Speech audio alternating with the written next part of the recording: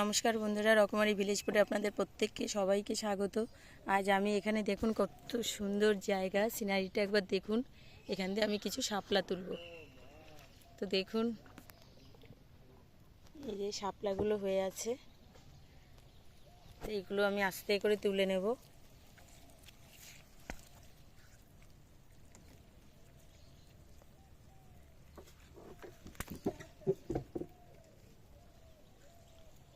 দেখুন এখানে কত শাপলা হয়েছে।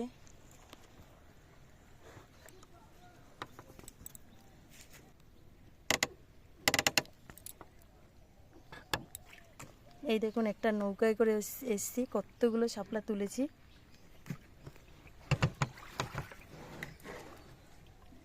এই একটা,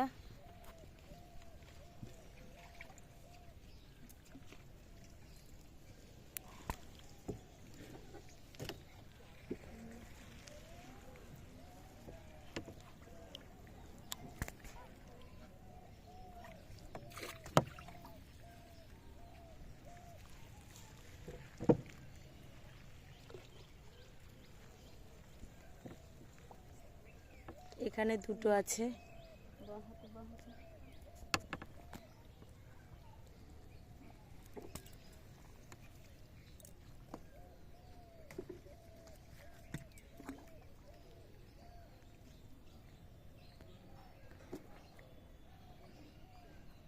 এইদিকে আরো আছে।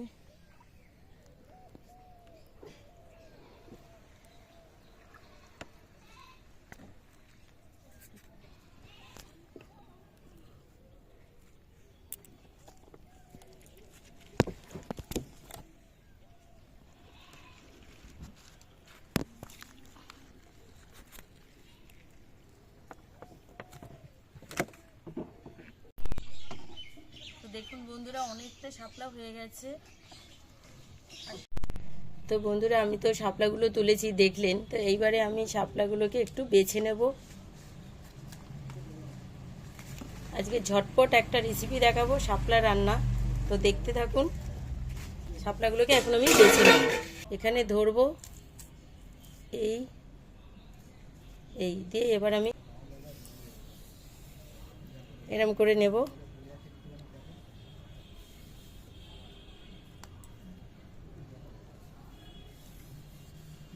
একবারেই একদম সোজাসুজি টানে অনেকগুলো বাছা হয়ে যাবে। এই যে এইটুকু করে সাইড থেকে ফেলে দিচ্ছি। এই যে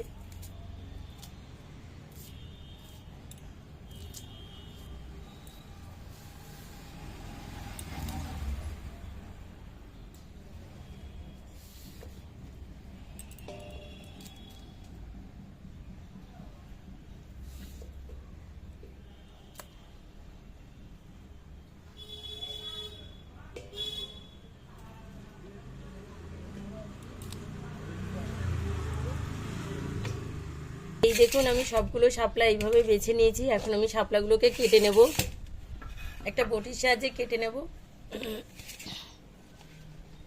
যাতে একদম তাড়াতাড়ি হয়ে যায়। এই যে এইভাবে শাপলাটা নিলাম,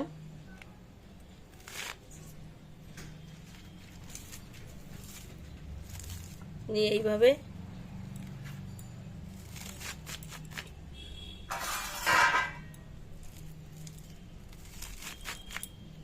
কেটে নিলাম। একসাথে অনেকগুলো করে কাটা হয়ে যাবে।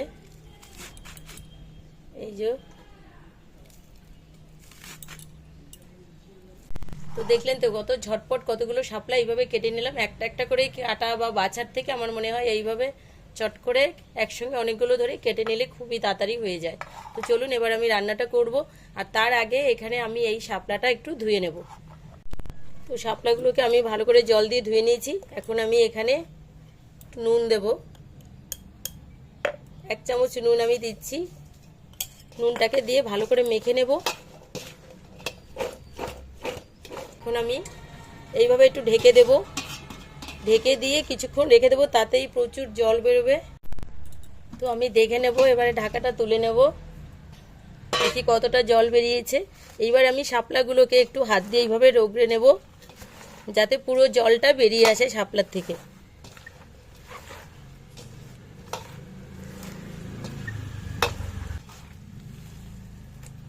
এবারে চিপড়িয়ে চিপড়িয়ে এইভাবে জলটা বের করে শাপলাটা নিয়ে নেব।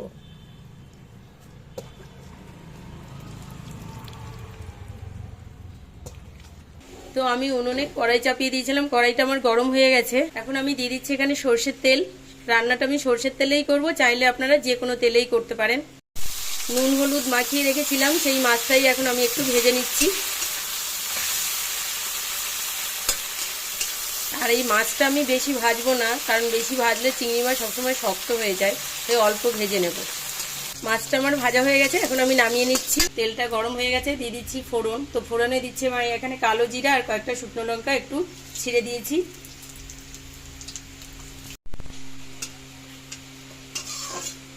ফোড়নটা আমার হয়ে গেছে, এখন আমি এখানে দিয়ে দিচ্ছি বেছে কেটে ধুয়ে নুন মাখিয়ে রাখা জল ঝরিয়ে যে শাপলাটা রেখেছিলাম সেটাই আমি এখন দিয়ে দেবো।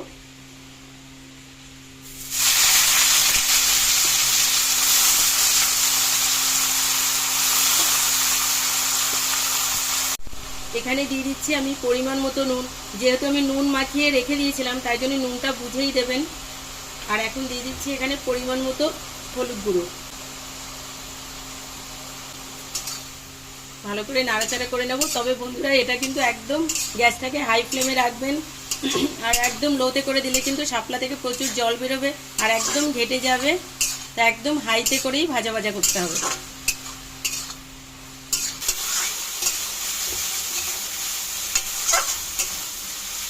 এই দেখুন শাপলাটা প্রায় হয়ে গেছে। তো 5 থেকে 7 মিনিটও লাগবে না, 5 থেকে 6 মিনিট রাখলেই পুরো শাপলাটা সেদ্ধ হয়ে যাবে।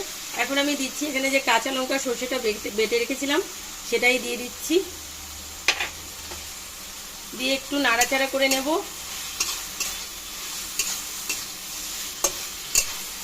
আর দেবো এখানে যে ভেজে রেখেছি চিংড়ি মাছটা, সে মাছগুলোই দিয়ে দেবো।